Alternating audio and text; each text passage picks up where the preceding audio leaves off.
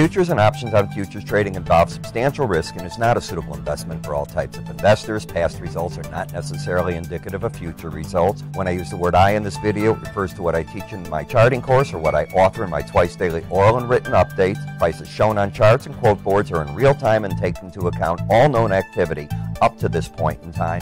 And if you'd like to read more of this disclaimer, simply hit the pause key on your video player. Good day all. Ira Epstein of Linn & Associates in a wild trade day for this Tuesday, the 20th of November, 2018, about 2:10 p.m. Central Standard Time. Look at this stock market break. It just keeps capitulating to the downside. Now this morning when the gold was up, if you get my newsletter, you get my twice daily written letter, or you get my videos if you're a subscriber to my research, you know that I was saying that with the stock market down, if it didn't recover anything up in these markets, often what traders do is they'll sell out something that's strong to hold on to something weak. I know it sounds crazy, but I've been doing this 5 decades. I see it all the time. And I think that's what hit onto these metal markets. Now, I understand the copper selling off. I understand the platinum, palladium, and we'll get to that in a minute. But guess what's the culprit today? Not so much the stock market, the power of the dollar rally.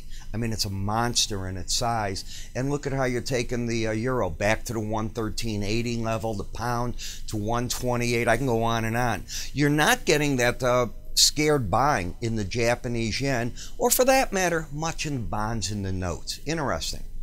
When we come to the gold market on a weekly chart of closes only, I still have an upside bias because whenever the market closes over the 18-week moving average of closes, I use that as a filter and say if it's over it, I have an upside bias. If it's under it, I have a downside bias. It's really that simple. It also acts as an area that if you're over it and you pull, it might act as support, and if you're under it and you rally, it could act as resistance. When I take a look at the daily bar chart, you can see how the market has just gone into a sweep to the downside, rallied back and starting to fail again. Now, what is the trend of the market? Well, it's defined by the swing line, and here's a chart without a swing line. With the swing line, I have higher lows and higher highs. So, by definition, until 1207.10 is taken out, the market is in an uptrend, if you believe that simple definition, which I do. I then filter that, though, looking for reasons not to believe it. And if the market's trading under the 18-day average of closes or at it, I say it's neutral. It's still got no bias, and that's pretty much where you're at.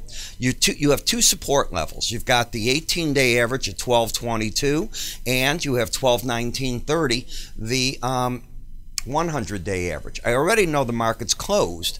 Settlement price is going to be right in that area. It's a little higher probably. When we come over to the Bollinger Bands, that's up here and down here, well, they're pretty far away right now. You've got to get through this level of support to get down there, and you've got to take out the last break low, or you got to hold here and get a reason to pop, and then the 1243 level comes into play. If you close over 1222, the bulls are still in control of this pattern. In the slow stochastics, the market momentum is not down. It is still pointing to the upside. It is slowed, but it is still pointing to the upside. When we come to the ETF GLD, you can see how the market is paying attention to that 18-day average and sitting there. Again, it's not a market that wants to participate in the total collapse that we're seeing in a number of the stock indices, and they are collapsing today. When you take a look at GDX, the miner, lower highs, lower lows, went down to the 1917 level today, back to that 18-day average, held it, and it's slightly over it. I've layered two resistance points here, the 100-day average and the upper Bollinger Band. They're very close together, 1971 to 81. In the gold-silver ratio, it still favors gold over silver. These numbers represent how many ounces of silver, if in a perfect world, you put in your push basket, take into a store, no commission, and what you could buy an ounce of gold for. So right now it'd be 85.57 ounces. When you look at silver, you can see the battleground is the 18-day average of closes. This is how the market looked last Thursday.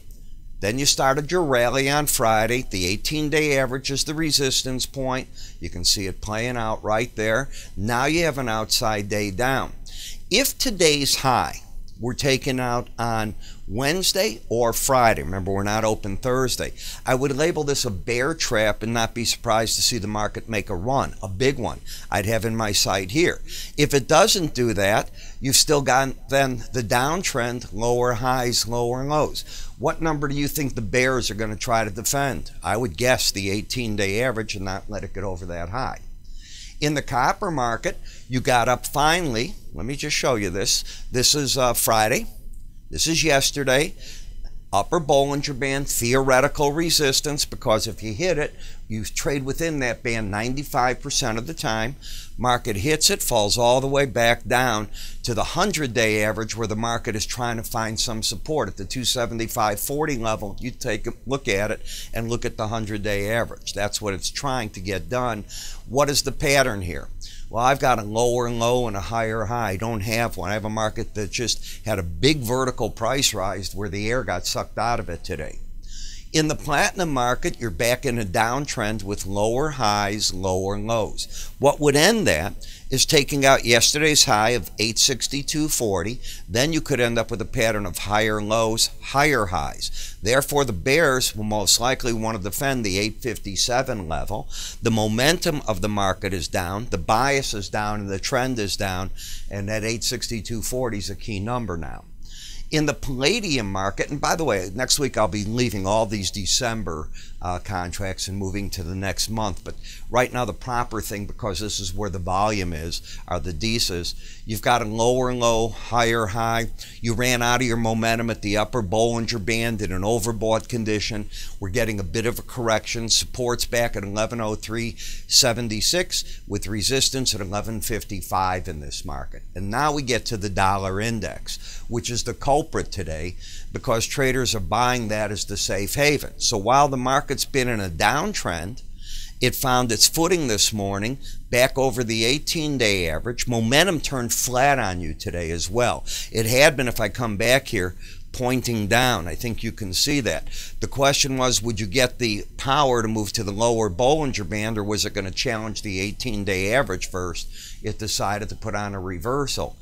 But until you take out 97.24.5, which is a huge number on this chart, each time we've gotten up to this 9,700 level, we've been met all year with selling. We'll see if the market can get there, number one. And number two, if it does get there, you're still looking at a Bollinger Band, which is an awful lot of resistance. You know, one of the things that on a day like today, traders look at, and I see it all the time, is they're looking for ways to hit and run. They don't want to carry markets overnight. One of the parts that I believe works well with that thinking, it's a tool. Doesn't mean you're going to win. It's a tool. Are pivot points. It is a unique formula that when you match it with momentum, the way I have in a three-part series, what it opens up for you is some resistance and support zones along with areas you'd want to come out with, especially when you match momentum with it. It's just a tool. It doesn't walk on water. Nothing does. But it's interesting how it's been performing in the markets, and it's something you might want to look at. To do it, it's a free, the word is free, three-part video series. Either call my staff, they'll mail you the link to it. You can type on our name into your browser, and when you get to our website, you'll see a front page. Click on it, fill out the form for your free offer, away you go. Or you can click here and it'll take you to that page. I'm Ira Epstein. You have a good day, and I'll see you all tomorrow.